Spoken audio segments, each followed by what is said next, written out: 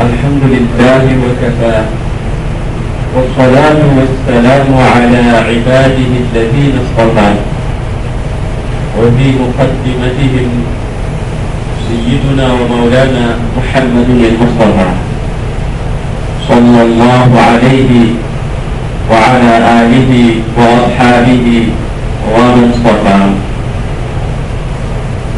وأشهد أن لا إله إلا الله وحده لا شريك له، وأشهد أن سيدنا ونبينا وحبيبنا محمدا عبده ورسوله بلغ الرسالة وأدى الأمانة ونصح الأمة وجاهد في الله حق جهاده، فجزاه الله تعالى عن أمته خير ما جزى به نبيا عن أمته.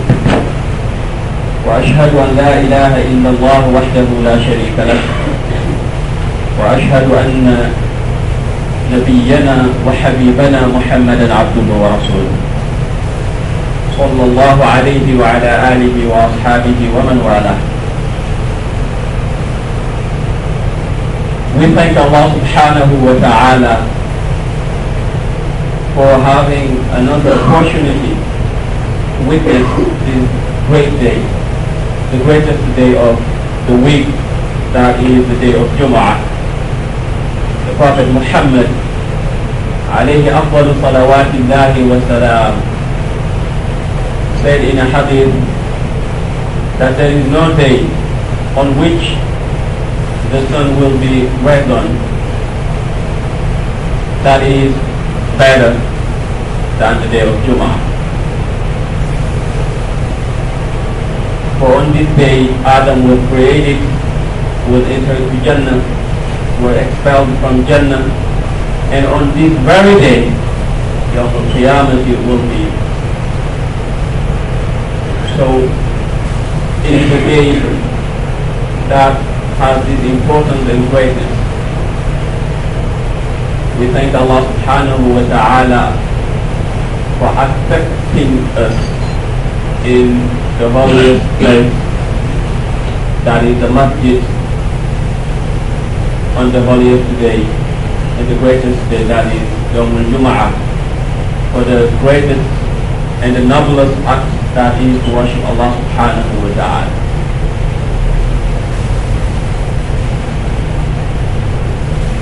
In all our previous khutbah, we've been talking about Hajj. Today, inshallah ta'ala, we will summarize and will also give glad tidings to people who wish to Hajj, yet they cannot due to the lack of health or wealth. One of the Salihin once saw people going to Hajj. He started crying, and he came out and said, "Wa du'aha," and he said, "Hadihi hasratu man inqata'a 'an al-wusuli ila al-bayt."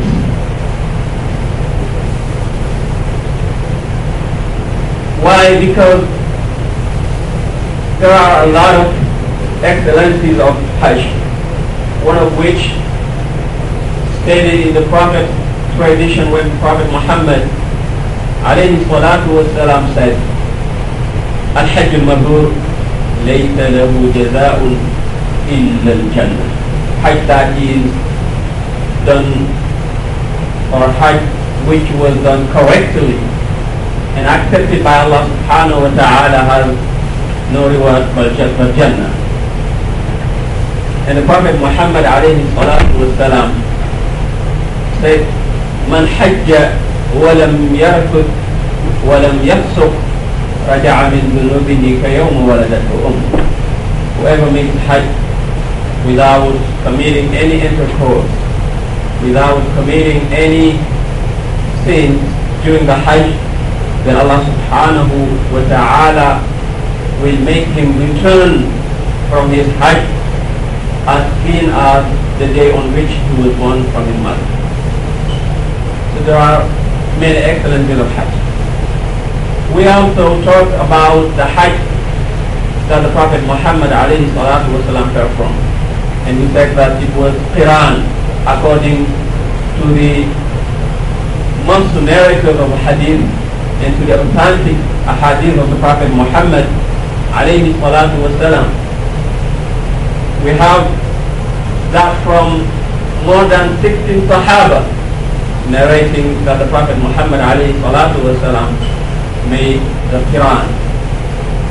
And all of the Sahaba who narrated that the Prophet ﷺ made Ifrat at the same time, they narrated the Qiran form, the Qiran type. And there is no contradiction if we understand the wording of the Prophet ﷺ and the Sahaba when he say Afrada or Labba. As we also said that there were three types of Hajj. Qiran, which is accompanied Hajj. Tamattu', which is the enjoyable or the enjoyed Hajj. And Ifrat, which is the isolated Hajj. When you make Qiran, is like when you make Ifrat. The only difference is the intention. In Ifrat, you just intend to make Hajj alone. And in Qiran, you intend to combine both Hajj and Umrah. Yet, all the deeds will be the same. That is the first difference. The second one will be only the sacrifice, the Hajj. For the Hajj, for a Qarin is an obligation. But for a Mufrid, it is not an obligation. And for Tamattu, we say that the Prophet ﷺ didn't do Tamattu, but that's what he recommended to his Sahaba who did not have Hajj with them. This is why some of the ulama say Tamattu is better. However, some others say that the Hajj that the Prophet ﷺ performed is the best. We also said about the Hajj the Prophet ﷺ performed, but how he did it, from A to Z.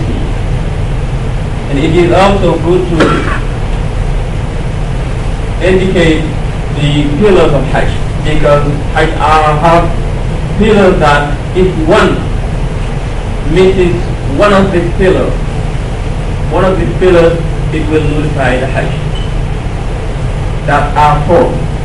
There are four pillars that none of which can be missed.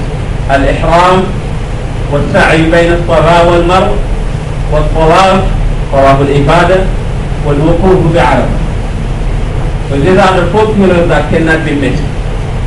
Ihram, which is to make the intention of Hajj in the miqat, of course.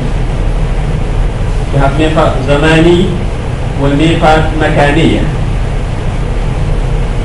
Ihram, and the second thing is tawaf al-ibadah. You have different types of tawaf in a Hajj, but only one of the tawaf is the obligation, is the mandatory. That is tawaf al-ibadah, the tawaf that we do on the day of sacrifice, Yawm al-Nahr, the Eid day.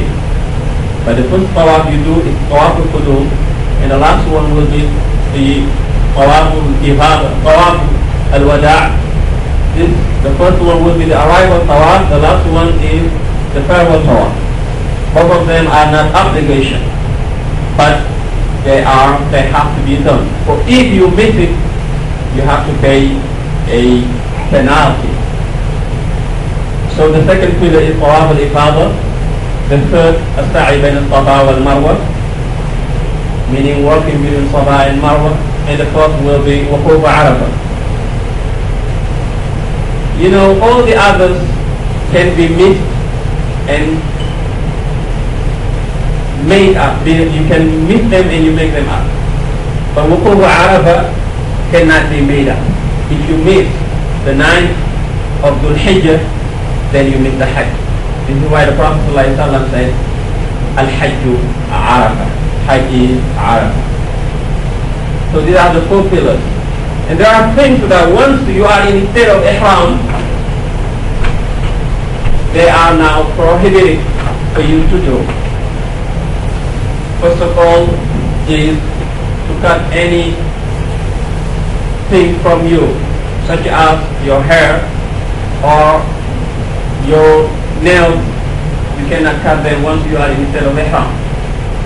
You cannot shave or cut any of your hair, and you cannot touch the perfume, meaning you cannot have perfume on you anymore. But the perfume that was on you before ihram, you are not required to remove.